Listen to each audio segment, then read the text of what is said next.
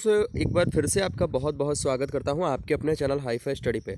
दोस्तों आज की जो वीडियो है वो आप सभी के लिए बेहद इंपॉर्टेंट होने वाली। जैसा कि आपको पता है कि अभी आपका पेपर था जो कि हिंदी का षष्ठम प्रश्न पत्र था। पूर्णांक 25 नंबर का था, समय 1 घंटे का था, चतुर्थ सेमेस्टर 2021। यहाँ पर दोस्तों हम लोग देखने वाले हैं, इस पूरे पेपर को हम लोग सॉल्व करने वाले हैं। चलिए देख लीजिएगा आप लोग कि आपके कितने क्वेश्चन जो है वो सही होने वाले हैं। पहला प्रश्न दिया गया जो कि दोस्तों मैंने आपको एक वीडियो दिया था और PDF भी उसकी दी थी कि जितनी भी रचनाएँ हैं उनसे रिलेटेड अगर वो वाली वीडियो आपने देखा होगा तो यहाँ पर आपके काफ़ी सारे क्वेश्चंस जो हैं वो आपके यहाँ पर कवर होने वाले हैं। काफ़ी सारे क्वेश्चन आपके यहाँ पर कवर होने वाले। जैसा कि पहला प्रश्न दिया गया, आंसू किसकी रचना है? तो भाई साहब आंसू जो है आपको पता है ना, जयशंकर प्रसाद जी की रचना है। आंसू किसकी रचना है सर? जयशंकर प्रसाद की रचना है।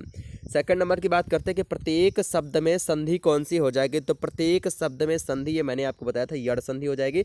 सेकंड नंबर इसका ऑप्शन जो है वो हमारा राइट हो जाएगा। आगे बात करते हैं यहाँ पर थर्ड नंबर क्वेश्चन की, जो कि कह रहा है कि बसेरे से दूर पुस्तक के लेखक है। बसेरे से दूर पुस्तक के लेखक हैं राहुल सांकृत्यायन, हरिवंश राय बच्चन, भारतेंद्र हरिश्चंद्र या फिर योगी हरि। तो भाई साहब जितने भी साथी थर्ड नंबर का ऑप्शन नंबर सेकंड करके आए हरिवंश राय बच्चन, उन सभी का राइट आंसर हो गया होगा।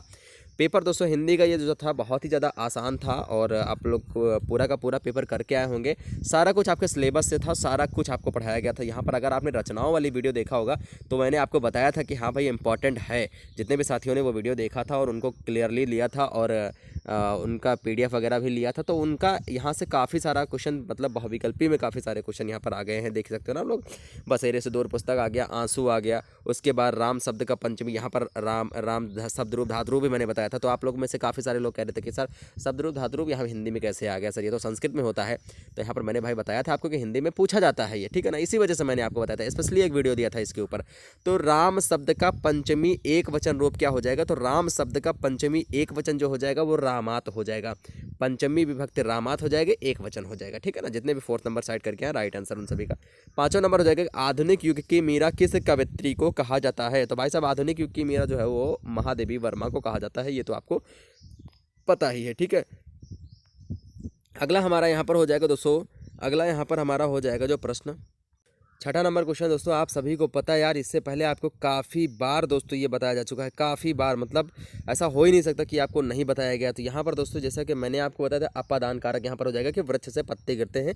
इस वाक्य में कौन सा कारक हो जाएगा? दूर हो रहा, गिर रहा, यानी वृक्ष से पत्ते मतलब वृक्ष से पत्ता क्या हो रहा है? दूर हो रहा है। इसी तरह से मैंने आपको एक उदाहरण और बताया था कि हिमालय से गंगा निकलती है, तो मतलब दूर हो रही है गंगा, ठीक है ना। ठीक है, तो ये हो जाएगा। उसके बाद कंठ ध्वनि कौन सी है? कंठ ध्वनियाँ जो हैं भाई साहब वो कौन कौन सी है? तो आपके यहाँ पर का, खा, गा, घा, अंगा, ये सभी आपके क्या हो जाएंगे? कंठ ध्वनियाँ हो जाएंगी। हार शब्द में उपसर्ग जोड़ते हुए दो शब्द बनाना, तो हार में परिहार और उपहार, ये हो जाएगा हमारा, ठीक है। हार शब्द से उपसर्ग जोड़ते हुए दो शब्द आपको बनाना है। तो ये चीज़ें आपको, तो हर चीज़, मतलब पेपर भाई साहब आपका आउट ऑफ सिलेबस गया ही नहीं है, इतना आसान। आहार, उपहार, परिहार, उपहार, कुछ भी लिख सकते हो आप लोग उसे, ठीक है ना। अगला हो जाएगा या हितम मनोहारी व दुर्लभ वाचा सूक्ति का हिंदी में अर्थ लिखना है। यानी इसका मतलब हो जाएगा हितम मनोहरी व दुर्लभ वाचा सूक्ति का हिंदी में अर्थ हो जाएगा कि इस संसार में ऐसा व्यक्ति मिलना कठिन है जो आपके हित के लिए भी बोले और उसकी वाणी में कठोरता बनी रहे, ठीक है ना। तो यहाँ पर ये चीज़ें हैं, यानी कहने का मतलब ऐसा वाक्य जो हितकर भी हो और सुनने में अच्छा भी हो, ऐसा संभव नहीं होता है, यही इसका मतलब होता है। हिंदी गद्य साहित्य के किन्हीं चार विधाओं के नाम लिखे। तो हिंदी गद्य साहित्य के किन्हीं चार विधाओं के नाम आपको पता है? रिपार्ताज, यात्रा वृत्तांत, जीवनी और स्मरण, ये आपके हिंदी वृत्तांत के अंतर्गत आती हैं, ये, ठीक है ना। ठीक है ना, ये सभी आपके क्या है, इसके अंतर्गत आती हैं। अगला हो जाएगा नदी एवं आकाश शब्द के तीन तीन पर्यायवाची लिखिए। तो नदी का आपका सरिता, तटनी, लहरी, आकाश का आप नभ, गगन, अमर, ठीक है, नभ, गगन, अंबर, ये सभी हो जाएगा। मतलब भाई साहब क्या बताया जाए, पेपर तो आपका बहुत ही आसान था, ठीक है। नभ व्योम, व्योम भी है इसका, और तटनी, वाहिनी, सरिता, ये आपका नदी का चला जाएगा, ठीक है। तो मतलब पेपर भाई साहब आपका बहुत आसान था। तो अगर आपने इतने क्वेश्चन किए हैं अति लघुत्तरी, तो कोई छूटा ही नहीं होगा किसी से। बहुविकल्पी तो बिल्कुल छूटा नहीं होगा, ठीक है ना। बहुविकल्पी में तो मतलब क्या बताया जाए, बहुत ही ज़्यादा आसान था।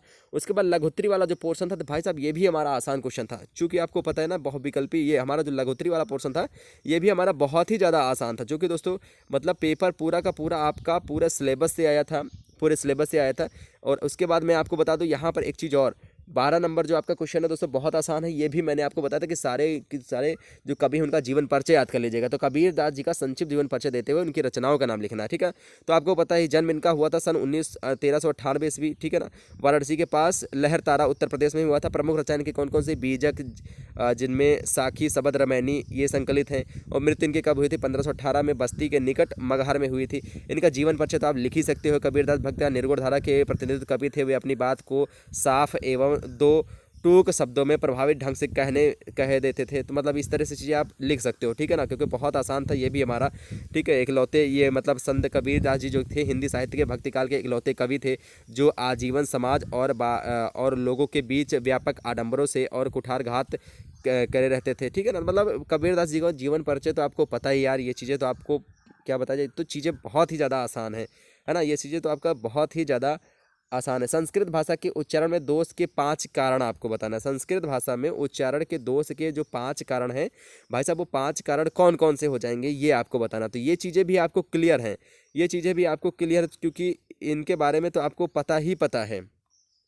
तो ये चीज़ें मैंने आपको काफ़ी बार ये चीज़ें आपको बताया है। संस्कृत भाषा में उच्चारण के दोष के 5 कारण, आप इनमें से ये कारण भी लिख सकते हो कि शारीरिक कारण, उच्चारण यंत्रों के विकास के कारण उच्चारण संबंधी दोष आ जाते हैं। उसके बाद आप ये भी लिख सकते हो कि वर्गों के उच्चारण का अज्ञान। हिंदी भाषा की एक विशेषता यह भी है कि उसका जैसा अक्षर विन्यास है ठीक वैसे उच्चारित भी हो सकते हैं।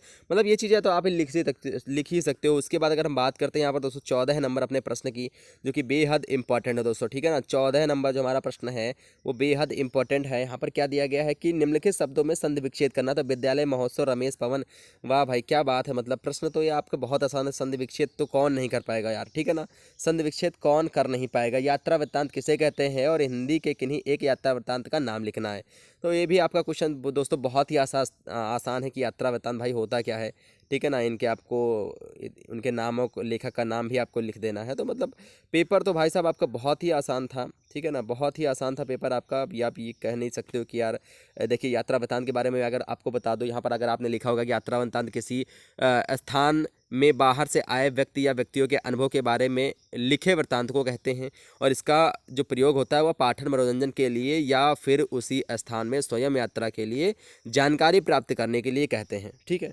उसके बाद मौन वाचन क्या होता है, मौन वाचन किसे कहते हैं। तो मौन वाचन के बारे में भी आप लोगों ने पढ़ा है, बिल्कुल टेंशन लेने की बात ही नहीं। कोई भी आप ये नहीं कह सकते कि हाँ मौन वाचन सर नहीं पढ़ाया गया है। मौन वाचन के क्या उद्देश्य होते हैं। तो मौन वाचन के काफ़ी सारे उद्देश्य होते हैं, जैसे द्रुत गति से पठन का अभ्यास करना, छात्रों को बोध शक्ति विकसित करना, ये छात्रों में स्वाध्याय की आदत विकसित करना, या छात्रों में सोन मनन और तर्क शक्ति करने का विकास करना, या तर्क वितर्क करने का विकास करना। उसके बाद भाषा लिपि संबंधी नियमों का ज्ञान करना, ये सभी किसके अंतर्गत आ जाते हैं, ये सभी आपके मौन वाचन के अंतर्गत आ जाते हैं। उसके बाद हमारा बचता है दोस्तों यहाँ पर 17 नंबर प्रश्न। 17 नंबर क्वेश्चन जो है हमारे, ये भी बहुत ज़्यादा आसान दोस्तों क्वेश्चन है। मतलब पेपर यार क्या बताया जाए, पेपर एकदम हलवा आया था। जिन्होंने भी तैयारी की थी, जिन्होंने सारे वीडियो देखे थे, उन सभी का तो क्लियर रहा होगा, ठीक है ना। 17 नंबर दिया गया, नीति पर एक श्लोक का अर्थ लिखना है। यहाँ पर किसका अर्थ लिखना है, अयम निजा परोवित गणना लघुते चाम उदार चरिता नाम तु वसुदैव कुटुंबकम, ठीक है ना। इसका आपको श्लोक यानी लिखना है।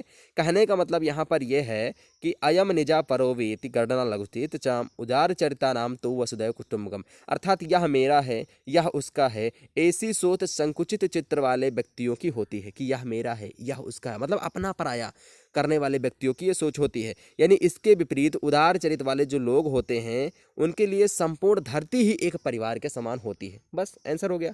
18 नंबर क्वेश्चन तो भाई साहब बहुत ही आसान था यार, बताने की जरूरत ही नहीं। निम्नलिखित में से हिंदी का अर्थ लिखना, अभिता, ध्रुवम, स्वा, साप्रपात। यार बिल्कुल आसान क्वेश्चन है, ठीक है ना, बताने की जरूरत है। तो दोस्तों यहाँ पर आप सभी देख सकते हो कि पेपर का, आप लोगों का पेपर जो था मतलब बहुत ही ज़्यादा आसान था। और उम्मीद करते हैं सभी ने पेपर अच्छे से किया होगा, ठीक है ना, सभी ने अच्छे से किया होगा। और इस वीडियो को आप लोग ज़्यादा से ज़्यादा शेयर कर देना अपने दोस्त मित्रों के साथ, ताकि उनको भी यहाँ से पता हो सके कि भाई साहब उनके जो क्वेश्चन है वो कितने सही हुए हैं, ठीक है ना। वीडियो पसंद आए तो लाइक करिएगा, शेयर करिएगा, दोस्तों के साथ जरूर शेयर करेंगे। मिलेंगे नेक्स्ट वीडियो के साथ। जय हिंद, वंदे मातरम।